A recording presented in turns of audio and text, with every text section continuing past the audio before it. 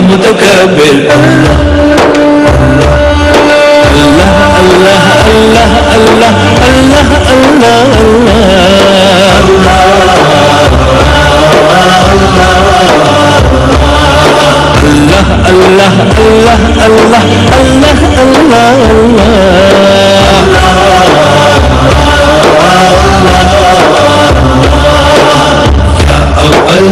يا آخر يا ظاهر يا باطن يا حليم يا عظيم يا غفور يا شكور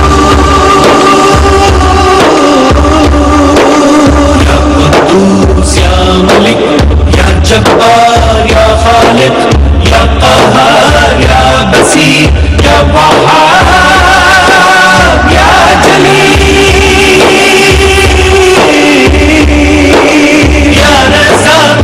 مؤمن يا باسط يا بارث يا قابض يا خافض يا حسيب يا رقيب يا مجيب يا حفيظ يا ودود يا حكيم يا فتاح يا مهيمن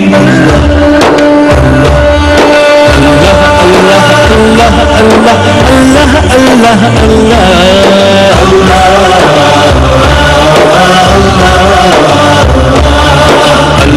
الله الله الله الله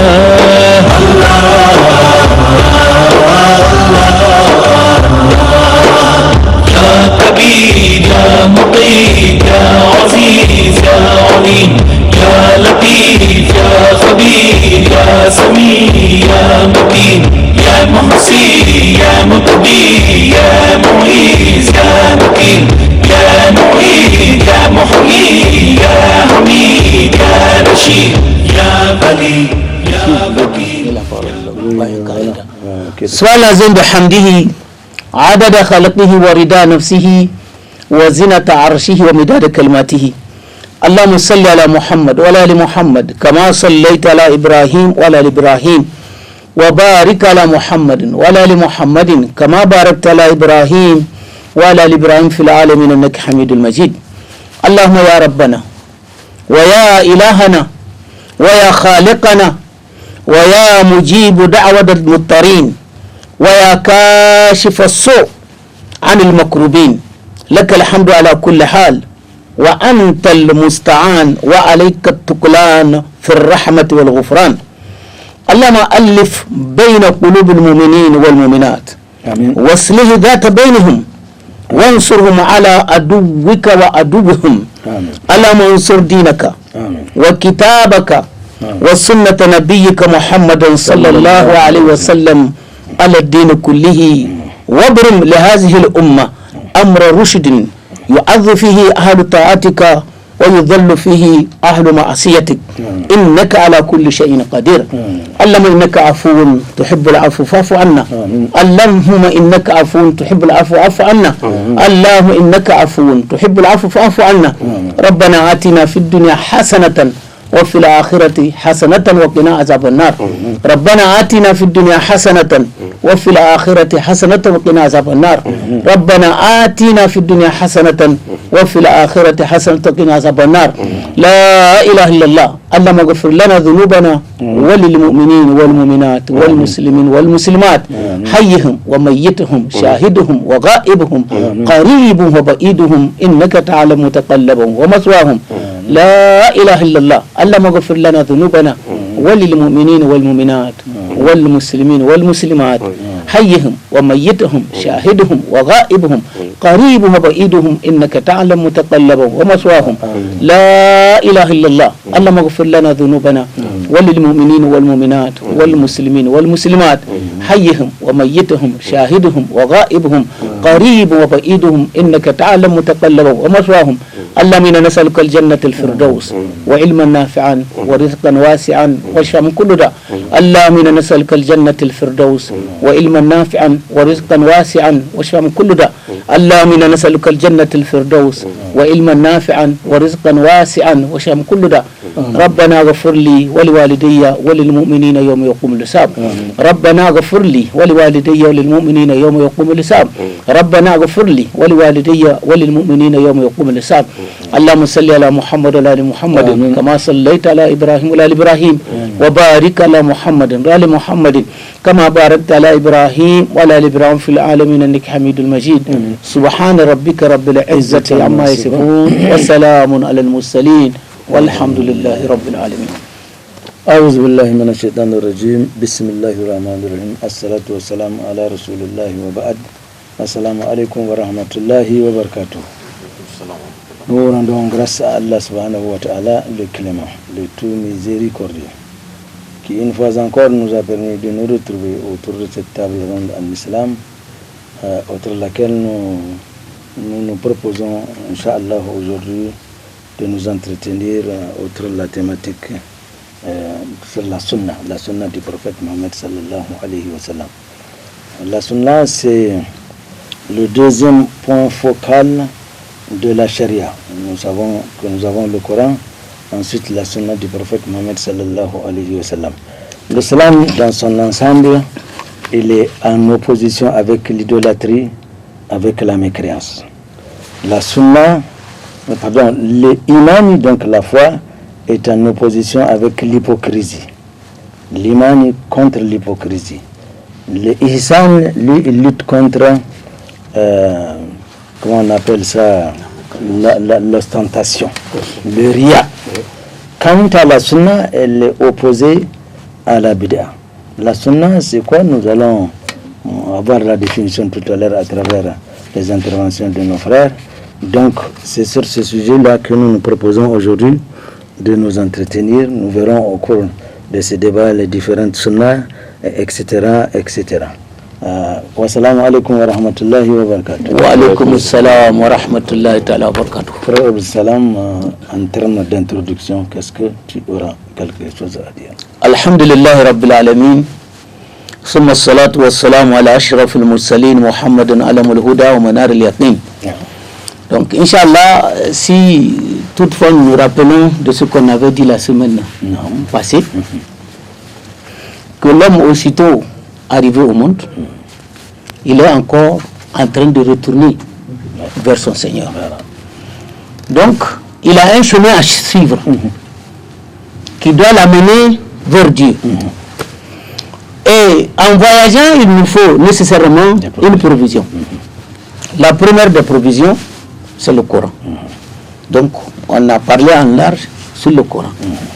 Donc, la deuxième provision, c'est la sunna, la tradition du messager sallallahu alayhi wa sallam.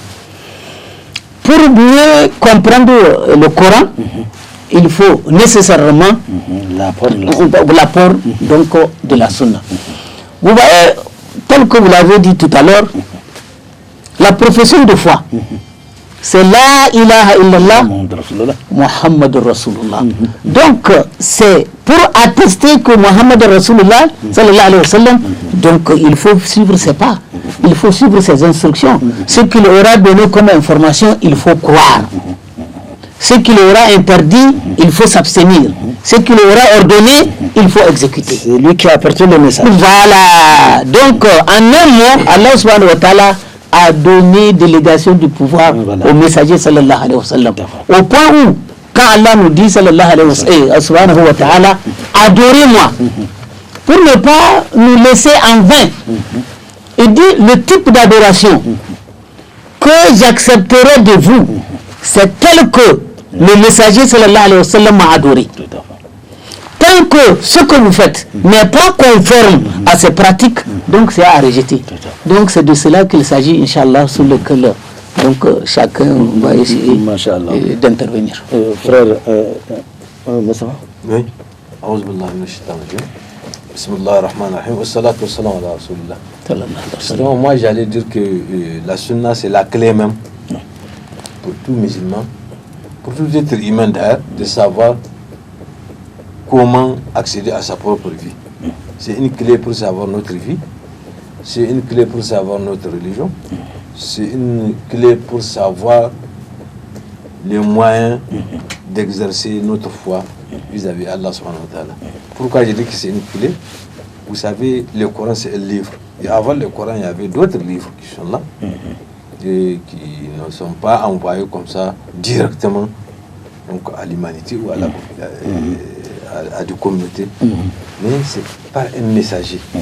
Ce messager qui détient le livre, il est la clé. Donc sa sunna, ses actes, ses paroles, tout est sunna. C'est la clé. C'est-à-dire c'est ça qu'on devrait suivre. Et Abdel Fattah l'a dit.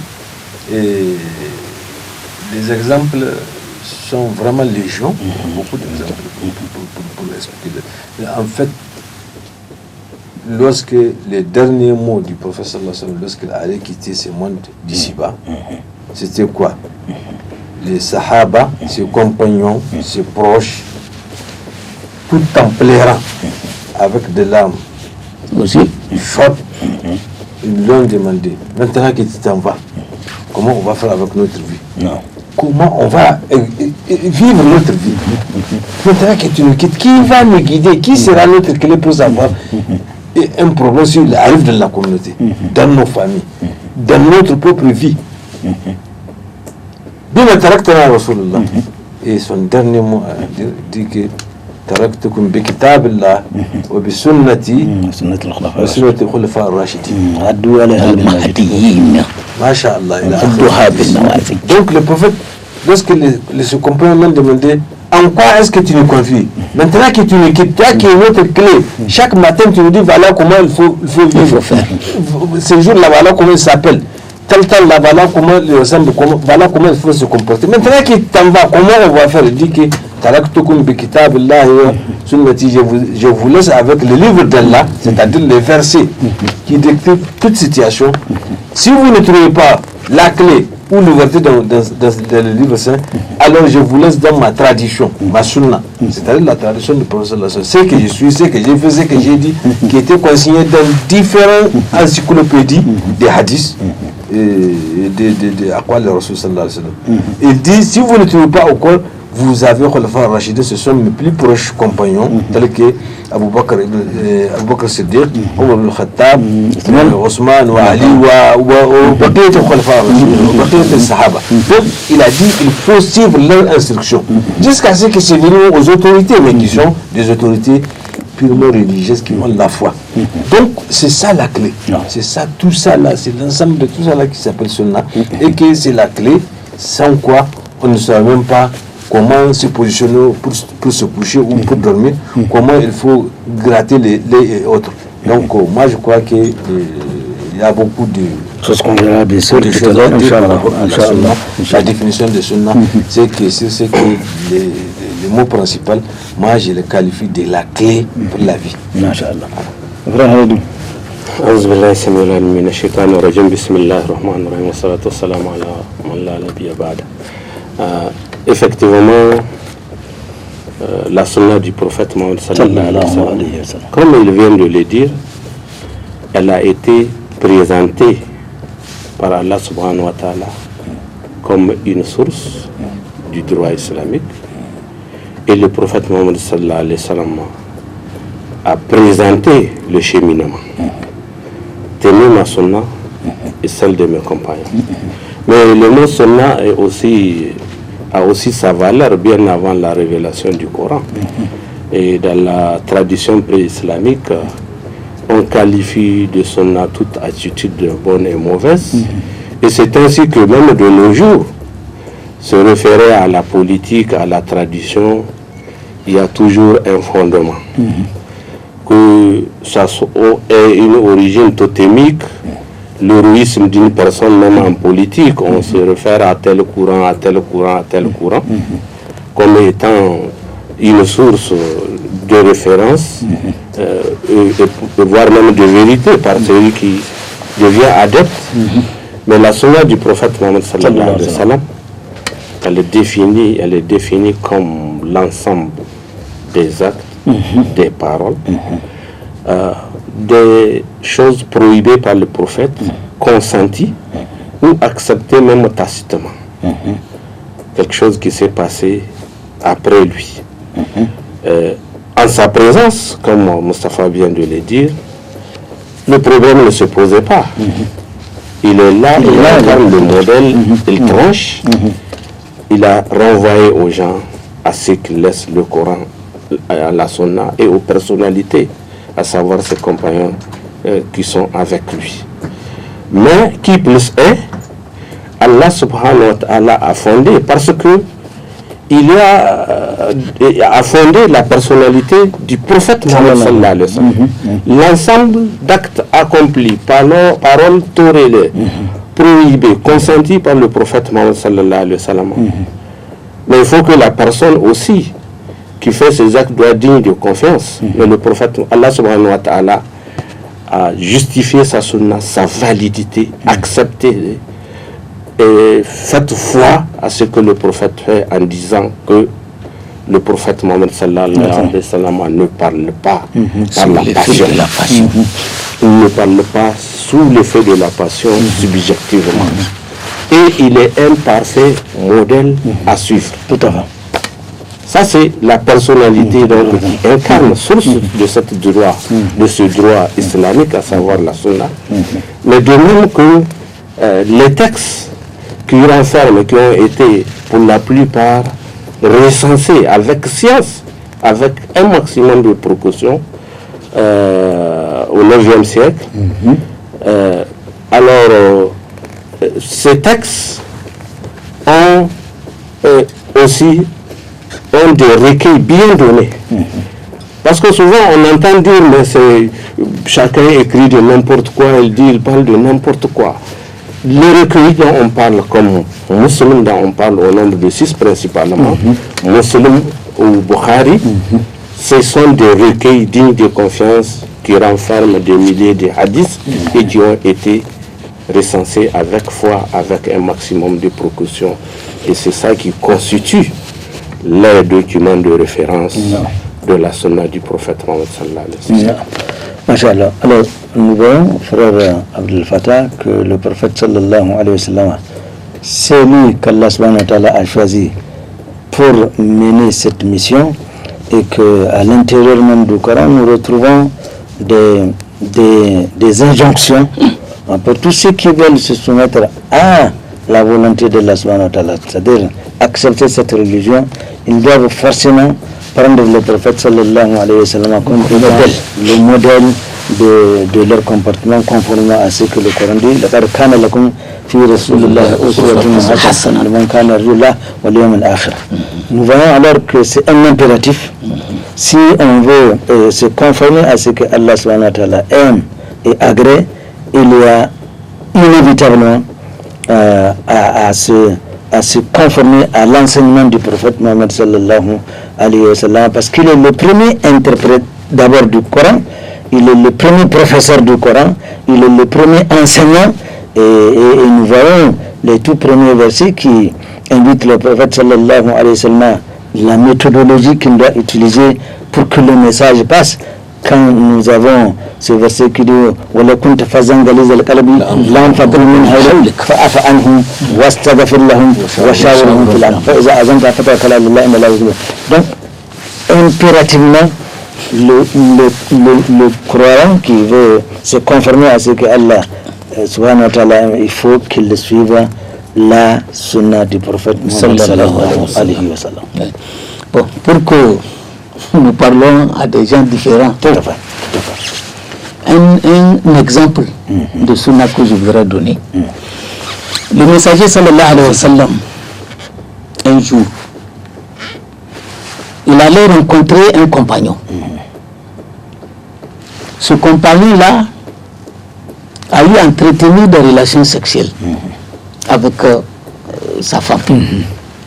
Il n'a pas eu le temps de se laver. Non. Et il sait qu'en rencontrant le messager sallallahu alayhi wa sallam, il va lui serrer la main. Non. Hop, il a changé de direction. Quelques instants après, quand ils se sont retrouvés avec le messager sallallahu alayhi wa sallam, il dit, ah, un tel, mais je t'ai vu devant moi et puis après tu as disparu. Mais c'est vrai que j'avais Janaba sur moi. Sachant que tu vas me serrer la main, moi j'ai préféré bifurquer. Donc pour lui, ce n'est pas bon. Ce n'est pas bon. Le messager lui a dit sallallahu alayhi wa sallam, toi-même tu n'es pas l'impureté. Tu n'es pas l'impureté. On peut se saluer, après tu peux te laver. Donc, qui nous enseigne cela? C'est le messager sallallahu alayhi wa sallam. Il y a encore une autre sunnate que aujourd'hui la plupart des gens ont des problèmes avec. Bientôt c'est le froid. Les gens vont se chausser avec des chaussures fermées. Il va arriver le temps de faire les ablutions. Comme on peut passer la main sur les chaussettes, le gars il passe la main sur la chaussette, alors qu'auparavant il n'avait pas fait les ablutions avant de porter les chaussettes. En ce moment-là, passer la main sur le... Ce n'est pas valable. Donc, voilà deux exemples de sunna que nous devons beaucoup prêter attention. Donc, dans le Coran, on ne peut pas les trouver. Mais dans la vie du prophète sallallahu alayhi wa sallam, dans son enseignement, on les rencontre. Absolument. Voilà des exemples, Inch'Allah. Absolument. Alors, frère Mustafa, la sunna du prophète n'est pas seulement, comme il dit, ce n'est pas toujours seulement dans les actes cultuels. La sunna du prophète, c'est dans la vie courante, c'est chercher à se conformer, vraiment prendre le prophète sallallahu alayhi wa sallam comme son exemple. Oui, j'aurai l'occasion de nous développer. Tout à fait. Donc, ce n'est pas seulement dans les actes culturels, mais la sunna, c'est chercher à ressembler au prophète sallallahu alayhi wa sallam dans son comportement de tous les jours. Je disais que le comportement du prophète sallallahu alayhi wa sallam, c'est le Coran. Voilà. Vous savez, Léon, il a dit, au début de sa mission, il dit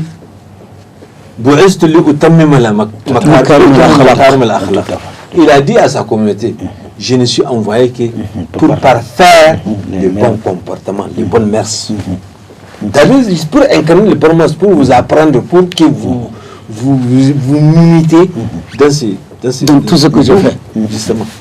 Et comme vous dites, et comme a dit Aïcha dans un autre hadith, sa personnalité, c'est le Coran. C'est le Coran.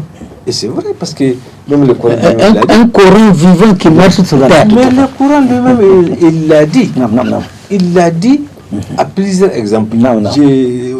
D'autres exemples ont été cités, mais je prends tel que le Qadqan fi Rasulullah. Il y a un autre exemple où Allah a dit تنازعتم في شيء وإلى الرسول إن كنتم تؤمنون بالله واليوم الآخر. Ça signifie quoi? Si vous vous êtes disputé, est-ce que c'est ça, est-ce que c'est pas ça? Ah, c'est pas ça. Ça là, si on fait, est-ce que c'est ça, est-ce que c'est pas ça? En cas de vous avez de contradictions, voire même de conflits de compétences ou de conflits de leadership, c'est une chose qu'il faut nécessairement régler pour libérer la communauté ou la famille. Eh bien, vous vous disputez, il n'y a pas de à vous entendre. Alors, la clé, comme je l'ai référez-vous à Dieu. Allah a dit que donc qui t'entend fardu, ça veut dire que c'est avec affirmation. Très certainement, renvoyer cette question-là au niveau du Coran. Chercher dans le Coran, dans la parole d'Allah. Si vous, et il dit en plus du Coran, wa ila Rasul, c'est-à-dire sur notre Rasul sallallahu alayhi wa sallam. Il n'a pas dit il dit wa. Conjonction de coordination. C'est l'ensemble de ça qui constitue la sunna de l'islam. Donc c'est pour vous dire qu'il y a, comme j'ai dit au début des débats, c'est que les exemples sont légion, comme on dit, par rapport à la définition de sunna, par rapport aux choses. Maintenant, le prophète nous a appris un comportement très noble que les gens négligent. Tu vas voir par exemple quelqu'un qui va faire le travail de quelqu'un, à sa place. Alors qu'il suffit de prendre ces types-là pour faire les choses bien. Le prophète a dit que c'est pas bon. C'est-à-dire, chercher celui qui est compétent à la matière et placer les choses. Parce que par-dessus tout, vous avez la communauté sur votre dos. C'est pour sauver et conduire à bon terme la communauté qui est sur votre dos. Il dit innaha la amana wa innaha nadama yawm al-qiyamah. ما أولادكم أمانة ما معناكم إن الله يأمركم أن تؤدوا الأمانات إلى أهلها من هم أهلها c'est les enfants, c'est la famille. Allah vous ordonne de restituer la amana, les dépôts aux ayants droit, ceux qui ont le droit d'être bien soignés, d'être bien conduits, ce sont tes enfants. Donc Allah nous instruit, nous donne l'ordre. Donc tout ça là, c'est à travers la sunna du prophète sallallahu alayhi wa sallam. Donc il est inutile de revenir comme tu as dit, comme il a dit, c'est-à-dire faites ce que vous m'avez vu en train de faire, c'est-à-dire prier comme moi, faites tous les actes que je pose, imitez-moi. C'est au-delà de ça. C'est vraiment un comportement, un véritable comportement. C'est pourquoi il a dit, je reviens à ce hadith, pour parfaire le bon comportement, la bonne moralité, les bonnes manières.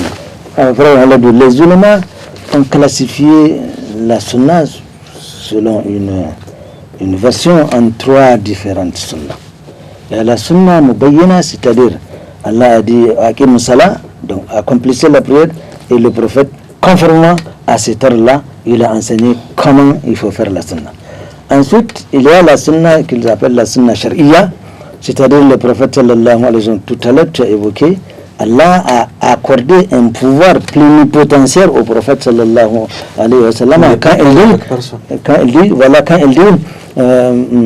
وما كان للمؤمنين ولا مؤمنة إذا قضى الله ورسوله أمرا أن يكون لهم الخيرة. Là, le prophète, il y a un verbe qui a 2 sujets.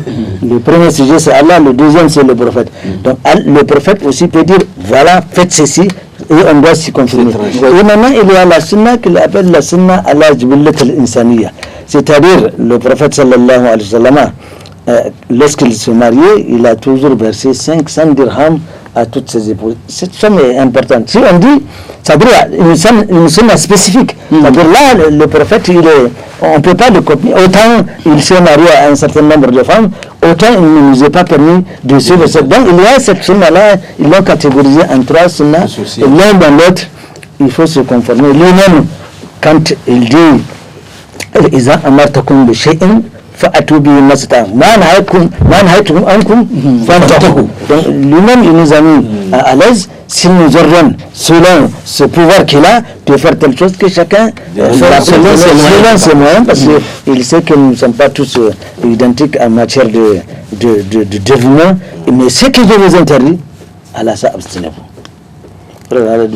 Toutes ces réflexions ces réflexions m'inspirent un certain nombre de choses. D'abord, c'est de retenir que la sunna du prophète Mohammed sallallahu alayhi wa sallam, c'est la base de certaines pratiques rituelles, mais c'est la base aussi de la pratique des lois, comme vous l'avez dit. La prière, par exemple, il a fallu que le prophète Mohammed sallallahu alayhi wa sallam comment il faut la faire. Le Hajj, c'est lui qui l'a inauguré, n'est-ce pas, le rituel du Hajj. Donc, faites le Hajj, il a fallu que le prophète l'inaugure, et à chaque fois on dit le prophète Mohammed sallallahu alayhi wa sallam a fait comme ça, il a passé la nuit ici, il est allé à Muzdalifa, etc., etc. Donc ça nous démontre davantage la place de la sunna dans la pratique religieuse de façon générale. Le second aspect, il faut le dire, ce n'est pas une obligation, mais quand même, il faut tenir à la sunna du prophète Mohammed sallallahu alayhi wa sallam. Comme vous venez de le dire, il y a où là, ce n'est pas comme le jeûne surrogatoire, comme le prière surrogatoire. Ce n'est pas une obligation, mais seulement C'est un support considérable. Tout à fait. Pour s'approcher de Dieu, pour la pratique religieuse, pour maintenir sa foi, pour être permanemment avec Dieu, pour être aguerri et assidu à avoir une âme totalement musulmane. Prenons l'exemple d'un bâtiment fait. On l'a fait à l'aide des briques, tout court. On n'a pas badigeonné. Ou tout ce qu'il commet comme ferraille, il n'y en a pas. N'est-ce pas? On ne l'a pas badigeonné. Est-ce que la teneur de ce bâtiment sera égale à celle où toutes les commodités, toutes les mesures, tout est respecté, dosage? Bien sûr. Ce n'est pas la même chose. Et est-ce que, quand on dit l'islam a 5 piliers, est-ce que si quelqu'un fait 5 piliers pour faire un habitant, est-ce que s'il le fait sans mettre en toit, ni même des palissades, ni même clôturé en matière de définitive, est-ce que ça peut atteindre l'objectif, servir de moyen de bâtiment, d'habitat, n'est-ce pas, conforme, qui peut le protéger contre les intempéries? Voilà un peu l'image de la pratique de la sunna. Pourquoi je le dis? Parce qu'on entend les gens dire par la blague, parfois, ou minimiser la pratique de certains que quelqu'un ce n'est pas un sunnite. Mais quand tu pratiques le hajj, tu as pratiqué la sunna. Quand tu pries, comme le prophète Mohammed, tu as pratiqué la sunna. Mais c'est aussi un risque de minimiser par ironie que quelqu'un c'est un hal sunna. C'est aussi un risque. Ce n'est pas à minimiser. Mais comme vous venez de le dire, il y a des choses relatives. La dot, par exemple, la dot du prophète Mohammed sallallahu alayhi wa sallam a été de ses filles, a été de tel montant. Si quelqu'un ne parvient pas à ce montant ou dépasse, il y a quand même, il a respecté, il y a dans certaines pratiques de la sunna, il y a de largesse, de possibilités, donc d'aller au-delà comme dans la dot, ou bien de diminuer.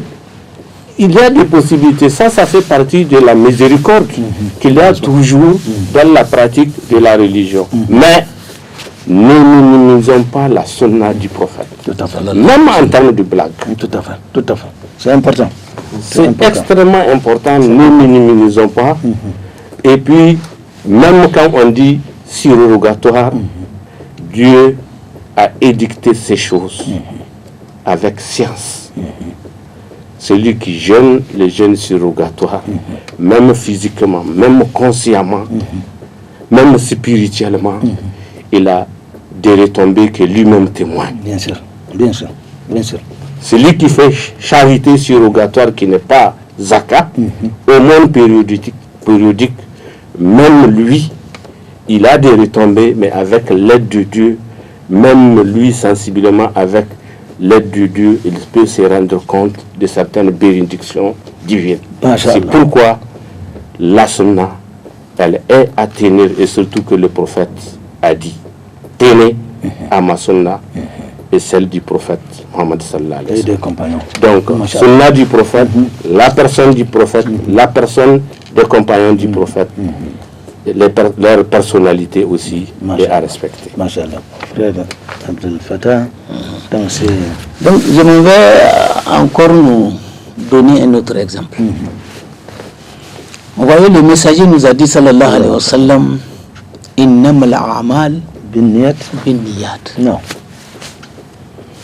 Le mot niya là, beaucoup parmi les musulmans l'ignorent.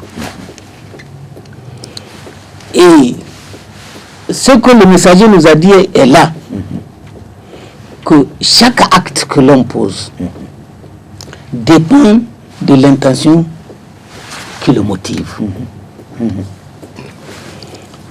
Et la morale islamique nous fait savoir que l'intention et les actes, c'est comme l'âme et le corps. Quand l'âme sort du corps, le corps ne va pas. à quoi sert encore le corps? On doit l'enterrer. Donc, quand l'intention est mauvaise, on ne peut pas bénéficier d'une récompense. Il faudrait que l'intention soit bonne pour qu'on ait un mérite sur l'acte qui est posé. Tout à fait. Et Ibn Abbas, radiallahu anhuma, nous a détaillé clairement ce que veut dire l'intention. Il a dit la qawlin illa bi amalin. Parler seulement ne suffit pas, il faut poser un acte. Quand quelqu'un dit la ilaha illallah, Muhammad Rasulullah, on est d'accord, il est rentré en islam. Mais c'est tout. J'arrive. Maintenant, il faut des actes pour justifier la ilaha illallah, Muhammad Rasulullah. L'heure de la prière arrive, il faut prier, le Ramadan est là, il faut jeûner, et vice versa. Donc, la qawlin illa bi amalin. Et il a dit encore, la qawlin wa la amalin illa bi niyya. Parler, passer à l'acte, les deux ne suffisent pas. Il faut qu'il y ait une intention. Une bonne intention. J'arrive. Et intention, ici, on va essayer de clarifier ça. Deux amis qui, en blaguant, l'un a poussé l'autre, il est tombé, il est mort. Il doit être interpellé et jugé, comme quoi il a tué quelqu'un. Et quelqu'un d'autre qui se cache dans un coin, une arme à la main, dans l'obscurité, le monsieur qu'il veut tuer passe, il vise la tête, il frappe, il meurt. Entre les deux là, qui réellement est motivé, qui veut vraiment tuer, donner la mort? C'est lui qui a le couteau. C'est le second. C'est lui qui C'est a le second. C'est le second, bien sûr. Donc, de ce fait, on ne peut pas seulement venir que, bon, voilà, pendant que les gens prient, pour se conformer à la société, tu fais tes ablutions, tu rentres dans la mosquée, tu pries. Tu as prié quand même. Est-ce que tu peux avoir la récompense de la prière? C'est de cela aussi qu'il s'agit. Il faut bien comprendre les choses. Malgré tout, Ibn Abbas continue. Il dit la qawlin, wa la amalin, wa la niyatin, illa bi ittifaq sunnah. Parler, passer à l'acte, avoir l'intention. Même les trois là ne suffisent pas. Il faut se conformer à la sunna du prophète. à la sunna du prophète sallallahu alayhi wa sallam. Tel que j'avais dit au début de mon intervention, vous avez un tissu. Vous amenez chez le tailleur. Directement, il va vous demander quel modèle souhaiterez-vous coudre. Vous allez lui dire. Si le jour du rendez-vous, vous arrivez, ce qu'il a cousu est différent du modèle, qu'est-ce qui va se passer? Un problème là. Il y a problème. Bon, aujourd'hui, beaucoup pratiquent en ne se conformant pas À la sunna du à la sunna du messager sallallahu alayhi wa sallam. Ils verront leur œuvre rejetée. C'est comme si aujourd'hui, on a vu des gens balayer les artères de la ville. N'est-ce pas? Je me permets de coudre la même tenue qu'ils portent. Je cherche râteau, brouette, je balaye du rond-point d'Angao jusqu'à rond-point église. Un mois durant. À la fin du mois, je me présente à la communauté urbaine pour réclamer un salaire. Quelle est la question qui me sera posée? Mais qui t'a embauché? C'est pour ça que le messager nous a dit sallallahu alayhi wa sallam, man hadatha fi amrina hadha ma laysa minhu fahuwa raddun. Quiconque aura posé un acte dont il n'y a pas notre ordre dedans, on Ah bon, voilà, il n'a qu'à ramasser ce qu'il a fait. On n'a rien à voir avec. Absolument. Donc que les gens prêtent beaucoup attention. Alors, la sunna, c'est très important, frère Mustapha.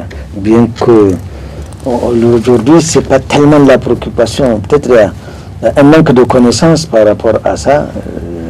Mais plus souvent, comme Khaled le dit, on vous dénigre même à travers une sunna prouvée, hasanat du prophète sallallahu alayhi wa sallam. C'est aussi une tradition de l'être humain. N'est-ce pas? Et vous savez, sunna, vous avez décrit un certain nombre de différentes catégories de sunna.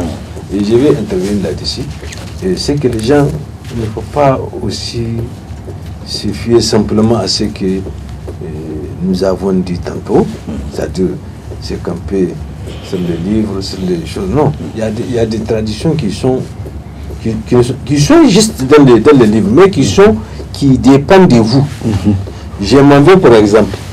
Le professeur pour mettre son entourage à l'épreuve par rapport à une bonne tradition dont il a promis qu'il est venu pour parfaire. Quand une situation lui arrive, il les regroupe tous. Je n'ai pas vu un tel appeler, il y a quelque chose de très important. Bon, voilà la situation. Maintenant, je veux que nous abordons cette situation de telle manière. Chacun de vous n'a qu'à voir à son âme et conscience Donner son point de vue. voilà, donner son point de vue ou bien sa contribution. Oui, sa possibilité.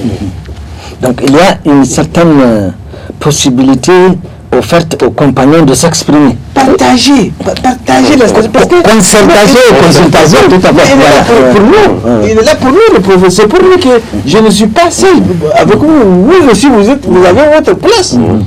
Vous avez votre, c'est pas seulement je vous transmets, vous ne contribuez pas. Non. C'est pas seulement perceptible, mais il faut aussi contribuer. Une situation s'est présentée, j'ai l'habitude de le dire ici. Lorsque le courage de la Mecque persécute les musulmans au début de la révélation islamique, on pourchasse des familles entières. On a chassé des familles entières. Ils sont venus à Médine pour un moment jusqu'à ce que la crise, la tempête à la Mecque ça crise pour que les retournent chez eux. Donc ils sont venus et le prophète, fidèle à sa tradition, il a regroupé son entourage. Venez, voilà une situation qu'il faut nécessairement intervenir. C'est même un sinistre. Voilà la situation, c'est un nombre de familles, c'est un nombre de personnes, chacun peut manger une baguette de pain les matins, à midi et le soir. Je voudrais que vous réunissez votre hospitalité, vous réunissez vraiment les blés, ce qui peut suffire selon le nombre de jours qu'ils vont faire avec nous. Mais chacun regarde l'autre. Combien de quantités je vais amener? Qu'est-ce que le prophète veut exactement de moi? Qu'est-ce que je peux faire pour plaire le prophète? Ainsi de suite, donc de bouche à oreille, les gens sont restés Bouche bée. parce qu'ils ne savent pas qu'est-ce qu'il faut faire. Si je mène un peu là, je peux manquer à l'ordre du prophète. Si j'amène trop là, peut-être il peut m'interpeller. Peut-être ça va lui passer. Peut-être que ce sera un gaspillage. Et le gaspillage est interdit. Ainsi de suite. Quelqu'un a dit, Ya Rasulullah. Sallallahu alayhi wa sallam. Mais et si on fait appel au boulanger des Médines qui nous fait les pains, que c'est son travail, L'espoir en la matière. L'espoir à la matière. Qu'il nous libère de cette situation. Sinon, on va penser tout le temps ici, on n'aura pas une solution. Le prophète a dit, tu as raison, hein. Je ne l'ai pas vu parmi les gens. Appelez-moi le boulanger interne. Il est venu. Le prophète lui a décrit la situation. Il dit maintenant, nous voulons vraiment une solution. Il a dit au prophète, mais c'est très simple. Ils sont au nombre de temps, non? Oui. Et chacun peut manger une baguette matin, midi et soir. 3 baguettes. Oui. Et tu veux que ça soit un nombre de jours. Mais ça, c'est facile. Il dit, réunissez-moi telle quantité de blé. On a réuni ça. Et la solution est trouvée. La première mise qu'il avait là, les pâtes là qu'il a préparées là, elle est tout rentrée et chacun a eu 3 baguettes. Il n'y a même pas une loukma, il n'y a même pas un morceau de boule là qui est resté. Tout est rentré, chacun a eu 3 baguettes. Tout à fait. Mais le prophète était vraiment impressionné et très content. Tout à fait. Il dit, appelez-moi ces types-là, réunions à la mosquée. Pas les boulangers. Non, les types qui a donné cette proposition, réunions à la mosquée, ils sont revenus à la mosquée, le prophète a dit, mais toi là, comment c'est fait? Où est-ce que tu as fouillé dans cette idée-là, alors qu'Abou Bakr Siddiq est là, Omar ibn Khattab est là, Ousmane est là, Ali est là, tous les autres suprématies religieuses étaient là. Personne n'a eu, les mathématiciens sont là, personne n'a eu cette idée-là. D'où est-ce que tu as eu cette idée-là? Il dit, mais quand Rasulullah, il dit, de toi, il dit de moi, oui. Il dit, eh bien, comment? Il dit, c'est pas de toi que nous avons réussi les versets qui nous disent, face à l'eau, il dit, c'est il dit, lui, il est spécialiste dans son domaine. Et Allah a dit, demandez les spécialistes. Ah, les zikr, c'est pas seulement ceux qui font les zikr. Non, non.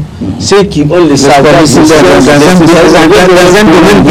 qui vous ne savez pas, demandez. Ne faites pas de karambani.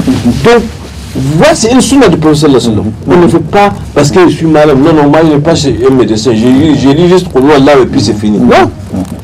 Non, non, il faut faire recours à ces. On a dit dans ces versets-là, Tafsir Jalalain, on a dit, les médecins, même s'il n'est pas de votre foi, il faut, s'il a la connaissance, il faut les contacter. L'important, c'est de se soigner. Si vous ne le faites pas, vous vous enfreignez à la loi d'Allah. Donc c'est pour vous dire que sunna des prophètes là, et sunna des l'être humain, vraiment c'est vaste. Et sans ces gens de clés du prophète sallallahu alayhi wa sallam, des sunna du prophète sallallahu alayhi wa sallam, ne sera pas là. Et voilà un peu de choses. Et que Zayd ibn Sabit, qui est le secrétaire du prophète sallallahu alayhi wa sallam, c'est lui qui écrit, ou traducteur, mais il traduit des lettres qui reviennent des Cham, de tout ça là.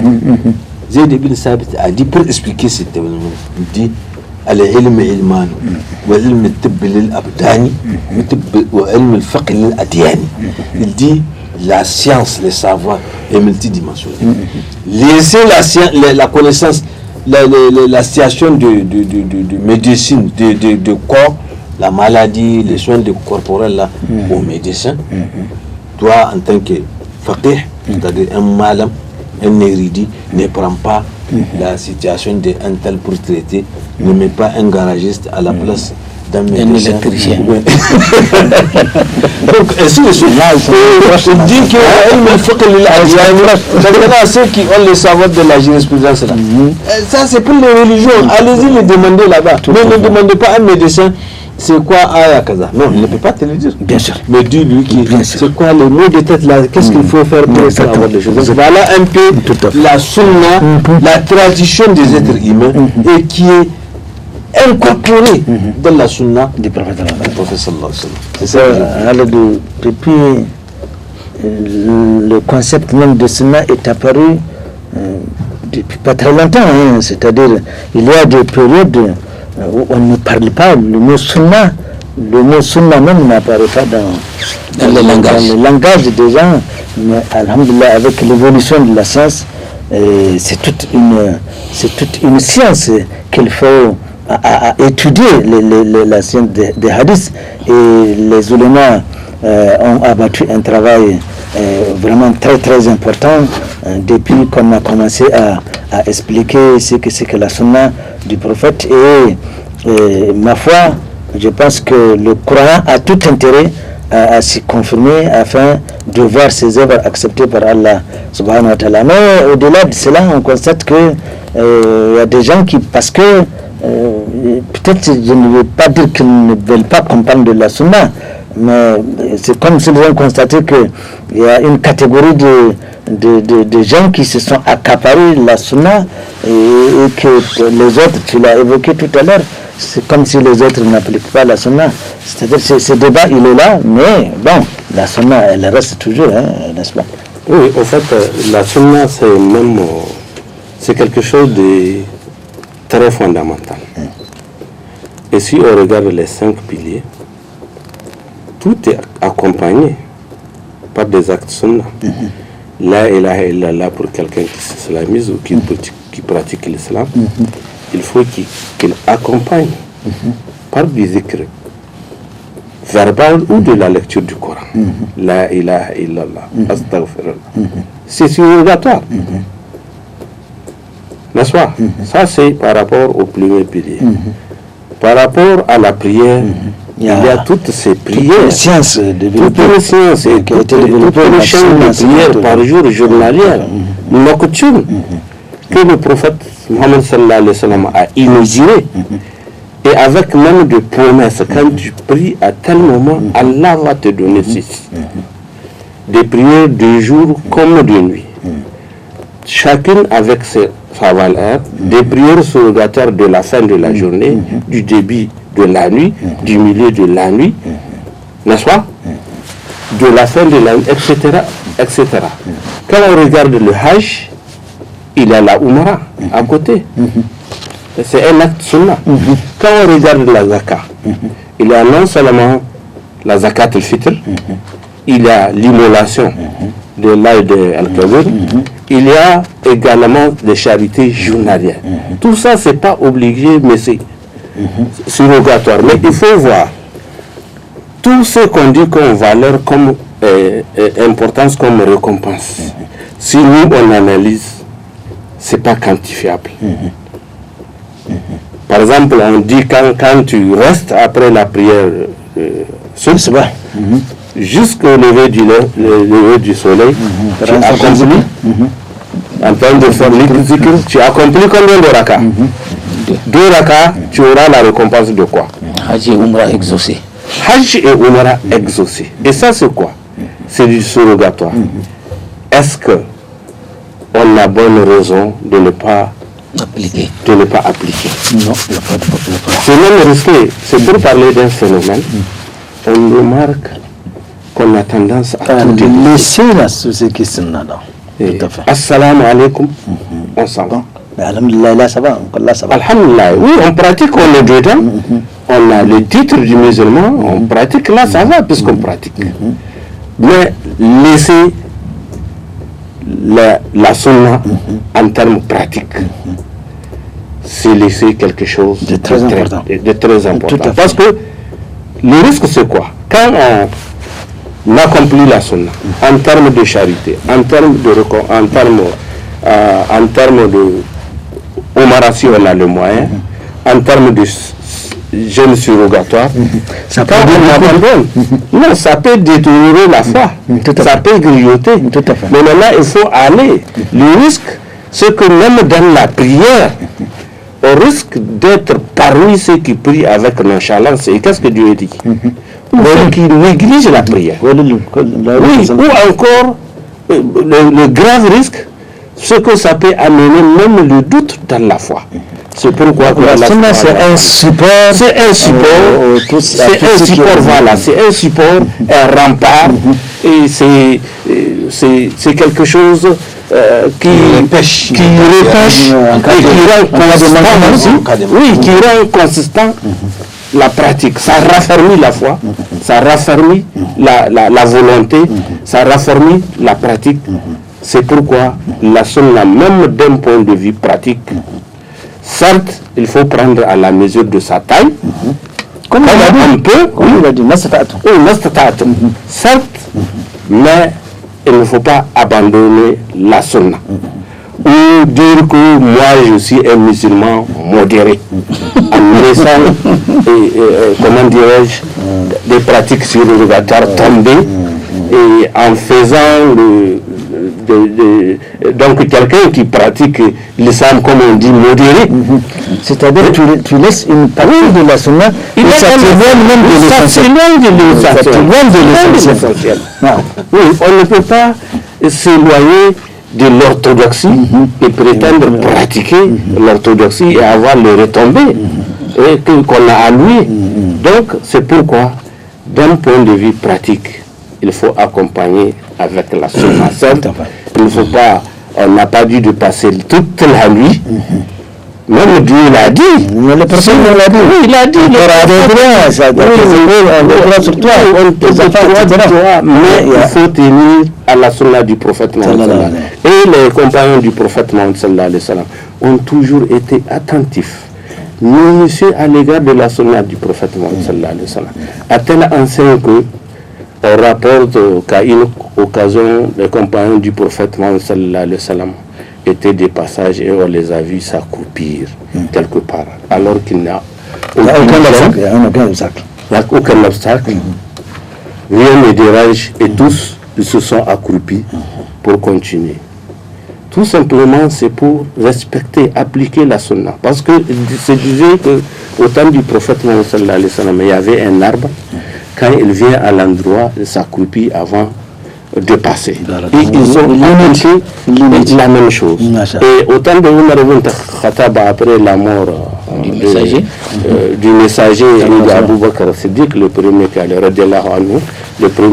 de l'islam. Donc l'islam est parti.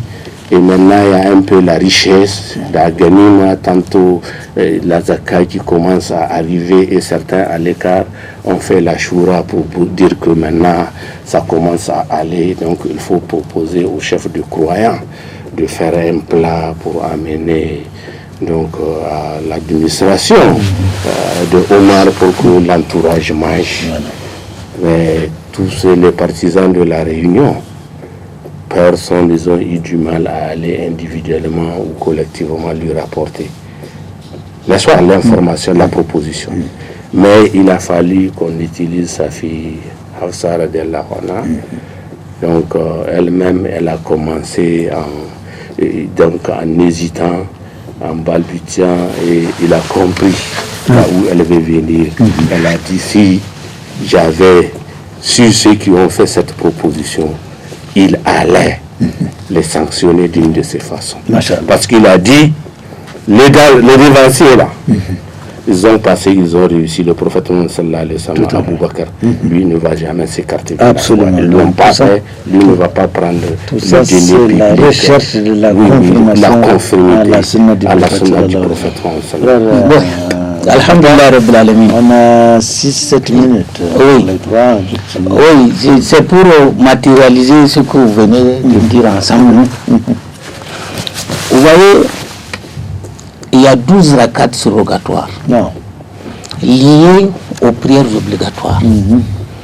Le prophète dit sallallahu alayhi wa sallam, c'est lui qui les exécute régulièrement et elle leur ouvre à la personne la porte du paradis. 2 prières surrogatoires avant la prière du matin. 4 prières surrogatoires avant la prière de Zuhur. 2 prières surrogatoires après Zuhur. 2 après Maghrib. 2 après Ishaï. Pour la prière de Asr, le messager a dit sallallahu alayhi wa sallam, que Dieu fasse miséricorde à celui qui fait 4 rakats avant la prière de Asr. Shaitan, plus intelligent, que le fils de l'homme, plus âgé que lui, il vient trouver le croyant. Non, ces prières surrogatoires-là ne sont pas obligatoires, tu peux les ignorer. Si la personne se permet de les ignorer, de ne pas les pratiquer, Shaitan est content, c'est un acquis. Il l'a écarté de la bonne voie. Maintenant, les prières obligatoires sur lesquelles il compte, c'est maintenant encore dedans que Shaitan encore va rentrer pour lui détruire ça. Ces gens, généralement, qui ne suivent pas, qui n'exécutent pas ces prières surrogatoires, Shaitan les maintient à l'écart. Ils entendent l'appel à la prière. Ils ne répètent pas la même chose que le muezzin. Ils ne vont pas d'invocation.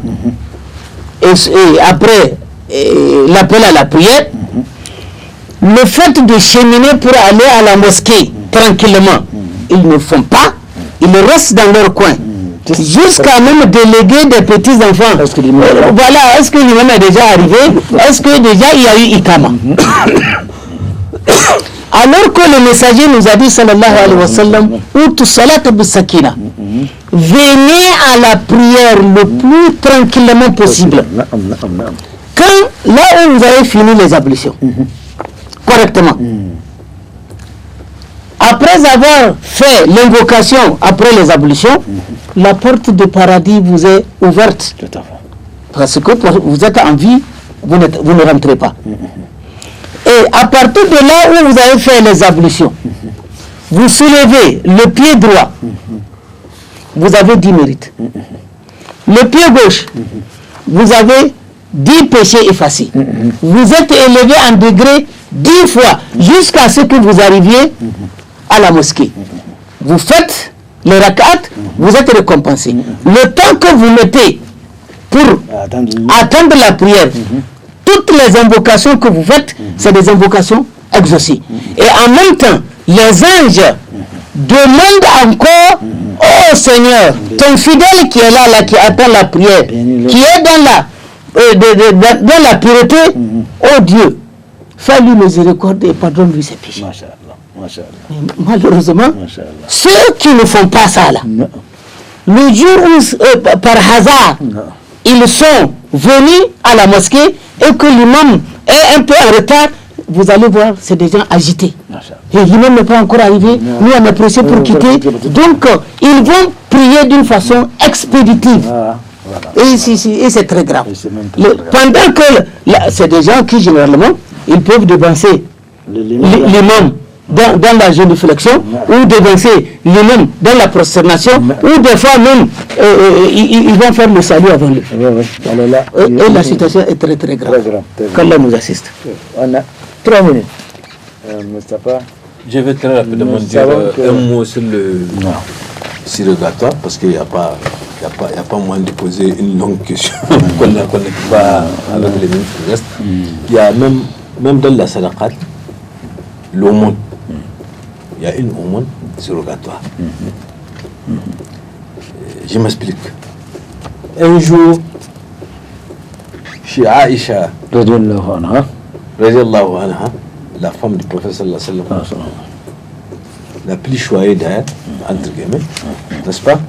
Un talibé, nécessité, un almajiri est venu devant sa porte demander sadaqa. Elle a entendu à la porte, on dit sadaqa, sadaqa.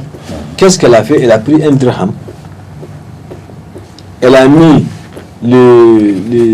comment on appelle ça, les fumées là, les parfums en fumée là, ensemble. Donc elle a mis ça sur les braises des choses, elle a amené cette pièce là, de dirham là, et pour la parfumer, Encenser la pièce. C'est-à-dire pour lui donner plus de valeur. Plus de valeur et une bonne odeur. Oui. Et le prophète l'a surpris. Il dit, Aïcha, hal ataki shaitaniki, qu'est-ce que tu fais là? Ou bien c'est un Satan qui est venu pour toi? Il dit non. C'est quelque chose de surrogatoire. Il dit comment ça surrogatoire? Elle dit, tu n'as pas vu un nécessité à la porte là qui demandait l'aumône? Je dis si, je l'ai vu. Il dit, alors c'est à lui que je vais donner ça. Il dit alors? Elle dit, mais c'est pas toi, le prophète sallallahu alayhi wa sallam, tu nous dis que quand tu donnes une aumône à une nécessité, avant que ça atterrisse sur sa main, ça atterrisse sur la main d'Allah. Il dit, c'est vrai. Eh bien, je vais mettre entre les mains d'Allah subhanahu wa ta'ala quelque chose de parfumé.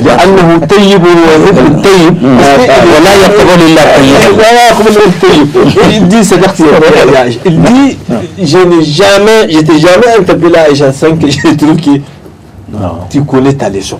Donc, ce sont des choses, il y a bien d'autres exemples, surtout concernant Aïcha là, concernant ces prérogatoires que le prophète fait, et il le suit à la mosquée. Une fois, il s'était fâché même. Il dit, mais tu me soupçonnes de quelque chose? Il dit, non, pas du tout.